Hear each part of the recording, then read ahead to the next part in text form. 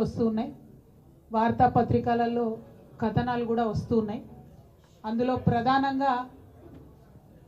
ప్రధానంగా మన లోకల్ బాడీకి సంబంధించిన స్థానిక సంస్థలకు సంబంధించినటువంటి ఎన్నికలు నిర్వహించడానికి ప్రభుత్వం ప్రయత్నాలు ప్రారంభించిందన్నట్టుగా గ్రామాలలో మరి ఎన్నికలకు సంబంధించి నిర్వహణ ఏర్పాట్లు చేయడానికి సిద్ధమవుతున్నటువంటి విషయాన్ని కూడా మనం అన్ని చోట్ల అన్ని వార్తాపత్రికలలో చూడడం జరిగింది.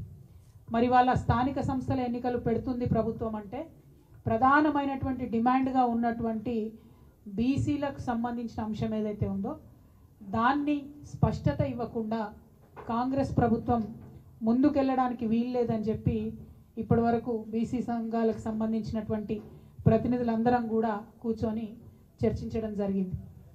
మరి కాంగ్రెస్ పార్టీ కామారెడ్డిలో డిక్లరేషన్ ఇచ్చింది. ఏమని? బీసీలకు సంబంధించినటువంటి అనేక అంశాలతో పాటు స్థానిక సంస్థల్లో 42% బీసీలకు రిజర్వేషన్ ఇస్తామని చెప్పడం జరిగింది. మరి 42% అనేటటువంటిది ఏ ప్రాతిపదికన కాంగ్రెస్ పార్టీ అనుకున్నదన్న విషయం ఇప్పటి వరకు స్పష్టత లేదు.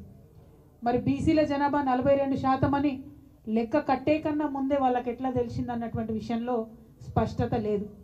ఆనాడు ఎన్నికలకు వెళ్ళేటటువంటి హడావుల్లో చాలా వాగ్దానాలు చేసినారు వాళ్ళు. అందులో ఇది కూడా ఒకటి వాళ్ళు చేయడం జరిగింది.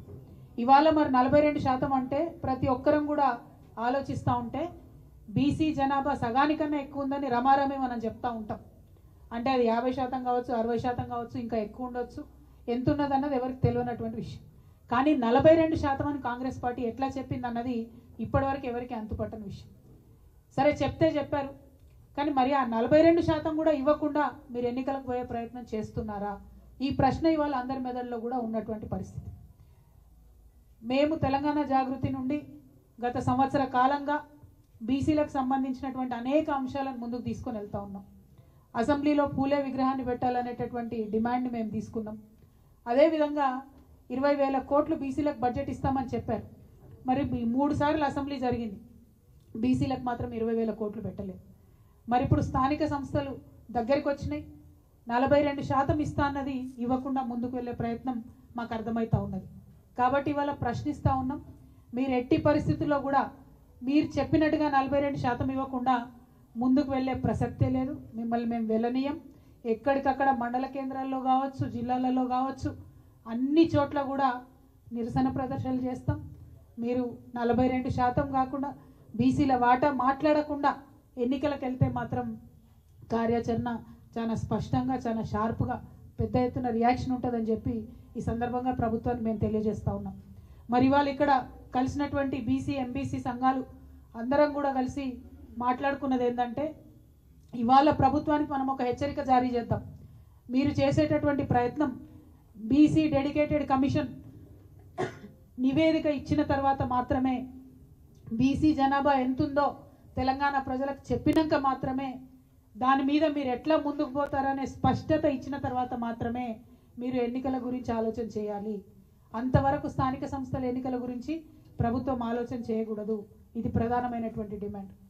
రెండవది, జనవరి 3 నాడు సావిత్రిబాయి పూలే గారి జయంతి ఉన్నది. మరి ఆనాడు ఇందిరా పార్క్ దగ్గర ఒక భారీ సభను మేము పెట్టబోతా ఉన్నాం. ఆ సభలో అన్ని బీసీ కమ్యూనిటీకి సంబంధించినటువంటి ప్రతినిధులు, నాయకులు, ప్రజలు పెద్ద ఎత్తున హాజరవుతారు. ఆనాడు ఇంకా స్పష్టంగా మా కార్యాచరణ కూడా మేము చెప్తాం. బీసీ డెడికేటెడ్ కమిషన్కి సంబంధించిన సమయం 30వ తారీఖు నాడు అయిపోతూ ఉన్నది.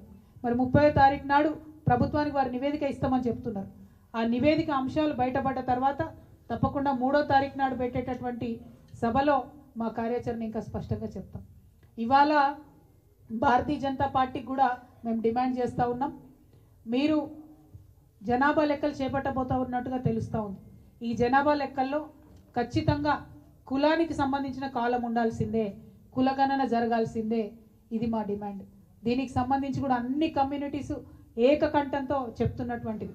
ఇవాళ కొంచెం ఈ ప్రెస్ మీట్ ఫార్మాట్ మారుస్తూ ఉన్నాం.